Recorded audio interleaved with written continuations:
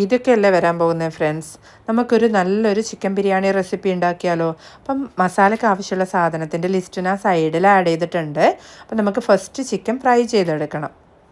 Chicken fry ചെയ്യാൻ വേണ്ടി നല്ല രീതിയിൽ വാഷ് ചെയ്തെടുത്ത ചിക്കൻ അതിലോട്ടേക്ക് മുളക് പൊടി, കുരുമുളക് പൊടി, ഉപ്പ് ആഡ് ചെയ്ത് നല്ല രീതിയിൽ മാരിനേറ്റ് ചെയ്ത് വെക്കാം.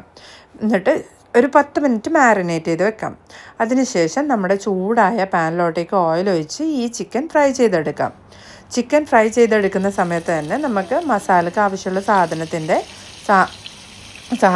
കട്ട് ചെയ്ത് വെക്കണം. അപ്പോൾ ഞാനിവിടെ മസാലയ്ക്ക് എന്തൊക്കെ ആവശ്യമുള്ള സാധനങ്ങളെന്ന് പറയാം. ഞാനിവിടെ ഒരു 4 ഗ്ലാസ് ബിരിയാണിയാണ്, 4 ഗ്ലാസിന് വേണ്ടിയിട്ടുള്ള ബിരിയാണി ഉണ്ടാക്കുന്നത്.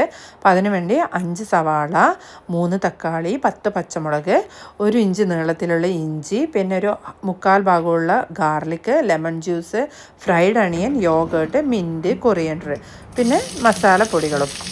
അപ്പോൾ ഫസ്റ്റ് അതേ ഓയിലോട്ടേക്ക് നമ്മൾ ഈ സവാള ആഡ് ചെയ്യാം, പിന്നെ ഉപ്പ് ആഡ് ചെയ്യാം.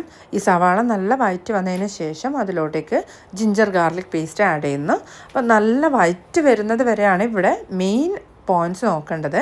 വഴറ്റി വരുന്നത് വരെ നല്ല രീതിയിൽ സോട്ട് ചെയ്തെടുക്കുക. അതിനുശേഷം നമ്മുടെ ചില്ലി പേസ്റ്റ് ആഡ് ചെയ്യുക. അത് നല്ല രീതിയിൽ വഴറ്റി വരാൻ വേണ്ടി വെയിറ്റ് ചെയ്യുക. എല്ലാം മീഡിയം ഫ്ലെയിമിലോ അല്ലെങ്കിൽ ചെറിയ ഫ്ലെയിമിലായിരിക്കണം. അതിനുശേഷം കറിവേപ്പില ആഡ് ചെയ്യാം, നമ്മുടെ ടൊമാറ്റോ ആഡ് ചെയ്യാം. സ്ലൈസായ രീതിയിലാണ് ടൊമാറ്റോ ഇവിടെ കട്ട് ചെയ്യുന്നത്. പിന്നെ നമ്മുടെ ലെമൺ ജ്യൂസ് ആഡ് ചെയ്യാം, പിന്നെ മിൻറ്റ്, കൊറിയൻഡർ ലീവ്സ് ആഡ് ചെയ്യാം. ഇതൊക്കെ ആഡ് ചെയ്തതിന് ശേഷം പ്രത്യേകം ശ്രദ്ധിക്കണം, ഇതൊക്കെ നല്ല രീതിയിൽ വഴറ്റി വന്നതിന് ശേഷം മാത്രമേ നമ്മുടെ മസാല പൊടികൾ ആഡ് ചെയ്യാൻ പറ്റുള്ളൂ. എന്നിട്ട് നമുക്കിവിടെ ഉപയോഗിക്കുന്ന മസാലപ്പൊടികൾ മഞ്ഞൾപ്പൊടി, ഗരം മസാല, കുരുമുളക് പൊടി, മല്ലിപ്പൊടി, ഈ പൊടികളൊക്കെ ആഡ് ചെയ്ത് പച്ചമണം മാറുന്നത് വരെ നല്ല രീതിയിൽ മീഡിയം ഫ്ലെയിമിൽ അല്ലെങ്കിൽ ചെറിയ ഫ്ലെയിമിൽ നമ്മൾ എന്ത് ചെയ്യുക, നല്ല രീതിയിൽ സോട്ട് ചെയ്തെടുക്കാം. ഇനിയാണ് ശ്രദ്ധിക്കേണ്ടത്, നമ്മുടെ തീ ചെറുതായി കുറക്കുക. അതിലോട്ടേക്ക് നമ്മൾ നെക്സ്റ്റ് നമ്മുടെ യോഗേർട്ടാണ് ആഡ് ചെയ്യുന്നത്. അപ്പോൾ തീ ചെറുതായിട്ട് കുറക്കുക. നമ്മളൊരു 2 ടേബിൾ സ്പൂണോളം ഇവിടെ ഒരു യോഗേർട്ട് എടുത്തിട്ടുണ്ടാവും. ഈ യോഗേർട്ട് എടുത്തതിന് ശേഷം നല്ല രീതിയിൽ അത് മിക്സ് ചെയ്തെടുക്കാം. ഈ മിക്സ് ചെയ്ത മസാലയിലോട്ടേക്ക് നമ്മൾ ഫ്രൈ ചെയ്ത ചിക്കൻ ആഡ് ചെയ്യുന്നുണ്ട്. ഈ ഫ്രൈ ചെയ്ത ചിക്കൻ ഈ മസാലയോട്ടേക്ക് നല്ല രീതിയിൽ മിക്സ് ചെയ്തെടുക്കുക. അതാണ് പ്രത്യേകം ശ്രദ്ധിക്കേണ്ടത്. നല്ല രീതിയിൽ മിക്സ് ചെയ്തെടുക്കുക. മിക്സ് ചെയ്തതിന് ശേഷം നമ്മൾ ഫ്രൈ ചെയ്താണ്, ഞാനിവിടെ നെസ്റ്റോന്ന് മേടിച്ച ഫ്രൈഡ് ഒരു പാക്കറ്റ് ഒണിയൻ്റെ ആണ് ആഡ് ചെയ്യുന്നത്. നിങ്ങൾക്ക് വേണമെങ്കിൽ ഡയറക്റ്റ് അണിയൻ എന്ത് ചെയ്യുക, ഓയിലിട്ട് ഫ്രൈ ചെയ്തെടുക്കാം. അതിന് ശേഷം ഒരു 1/2 ഗ്ലാസ് വാട്ടർ ആഡ് ചെയ്തതിന് ശേഷം നമ്മൾ മിൻറ്റ്, കൊറിയൻഡർ ലീവ്സൊക്കെ ആഡ് ചെയ്ത് ചെറിയ സിമ്മിൽ കുറച്ച് നേരം എന്ത് ചെയ്യുക, ഈ മസാലയും ചിക്കനും ഒന്ന് സെറ്റാകുന്നത് വരെ റെഡിയാക്കാൻ വെക്കുക. നെക്സ്റ്റ് നമ്മൾ എന്ത് ചെയ്യുക, നമ്മുടെ ചോറിന് വേണ്ടിയിട്ടുള്ള സാധനങ്ങൾ റെഡിയാക്കണം. ഇവിടെ ഞാൻ ബർദമാൻ്റെ ജീരകശാല റൈസാണ് യൂസ് ചെയ്യുന്നത്. അതാണ് ഏറ്റവും ടേസ്റ്റായിട്ടുള്ള എനിക്ക് തോന്നിയിട്ടുള്ളത്. അപ്പം ഞാൻ അതാണ് യൂസ് ചെയ്യുന്നത്. എല്ലാ സൂപ്പർ മാർക്കറ്റിലും അവൈലബിൾ ആണ്.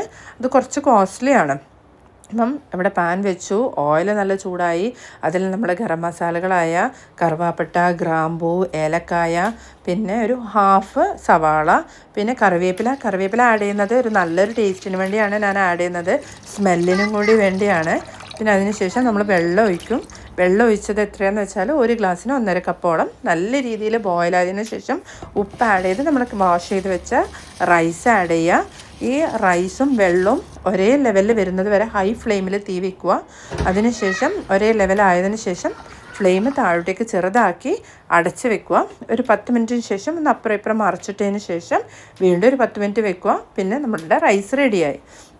റൈസ് റെഡി ആയതിനു ശേഷം അതിലോട്ടേക്ക് നമുക്ക് മല്ലിയില ഇട്ട് അല്ലെങ്കിൽ മിൻറ്റ് ഇട്ട് ഗാർണിഷ് ചെയ്തെടുക്കാം. നെക്സ്റ്റ് സ്റ്റെപ്പാണ് നമ്മുടെ ദമ്മിടുന്ന പ്രൊസീജിയർ. ദമ്മിടാൻ വേണ്ടിയുള്ള ലിസ്റ്റുകൾ ഞാൻ സൈഡിൽ ആഡ് ചെയ്തിട്ടുണ്ട്. ഫസ്റ്റ് പാനിലോട്ടേക്ക് നമ്മുടെ ചിക്കൻ മസാല ഫുൾ സെറ്റ് ചെയ്ത് വെച്ചു. പിന്നെ റൈസ് ഇട്ടു. പിന്നെ ഞാൻ ഇവിടെ റോസ്റ്റഡ് ആയിട്ടുള്ള റേസിൻസും കാഷ്യൂസും യൂസ് ചെയ്തിട്ടുണ്ട്. അത് ഡയറക്റ്റ് ഞാൻ ഗീയിലോട്ടേക്ക് ഇട്ട് ചെറുതായിട്ട് റോസ്റ്റ് ചെയ്തെടുത്താണ്. പിന്നെ നമ്മൾ അതിലോട്ടേക്ക് ഗരം മസാലപ്പൊടി, കുരുമുളക് പൊടി, അതുപോലെ തന്നെ കൊറിയൻഡർ, മിൻറ്റൊക്കെ ആഡ് ചെയ്തു. വീണ്ടും മസാല വെച്ചു, വീണ്ടും ചോറിട്ടു. അങ്ങനെ ഒരു 3 ലെയറിലായിട്ടാണ് ഞാൻ സെറ്റ് ചെയ്തെടുത്തിട്ടുണ്ടായത്.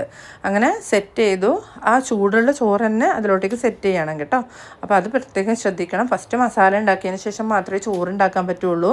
അതിന് ശേഷം ഗരം മസാലപ്പൊടി ആഡ് ചെയ്തു, വീണ്ടും പെപ്പർ പൗഡർ ആഡ് ചെയ്തു, പിന്നെ നമ്മുടെ കാഷ്യൂസും റെസിൻസും ആഡ് ചെയ്തു, പിന്നെ മിൻറ്റ് ലീവ്സും കൊറിയൻഡർ ലീവ്സും ആഡ് ചെയ്തു. അതിന് ശേഷമാണ് നമ്മൾ ചെറിയ തീയിൽ ദമ്മിന് വെക്കുന്നത്. ഇപ്പോൾ ദമ്മ് റെഡിയാണെന്ന് എങ്ങനെ മനസ്സിലാകുമെന്ന് വെച്ചാൽ നമ്മുടെ ഈ കൊറിയൻഡർ ലീവ്സൊക്കെ ഡ്രൈ ആയി വരണം. അപ്പോൾ ഒരു 15 മിനിറ്റ്സാണ് നമ്മൾ ദമ്മിന് വെക്കുന്നത്. നമുക്ക് വേണമെങ്കിൽ ഇതിൻ്റെ മേലയിൽ, ഈ പാൻ്റെ മേലെ, ഈ ബിരിയാണി പോട്ടിൻ്റെ മേലയിൽ ഫോയിൽ കവർ ചെയ്തിട്ട് അടച്ചിട്ടും നമുക്ക് ദമ്മിന് വെക്കാം, അല്ലാതെയും വെക്കാം. അപ്പോൾ കണ്ടോ, ഡ്രൈ ആയിട്ടുള്ള രീതിയിൽ കൊറിയൻഡർ ലീവ്സും മിൻറ്റ് ലീവ്സൊക്കെ. അപ്പോൾ താങ്ക് യു ഫോർ വാച്ചിങ്.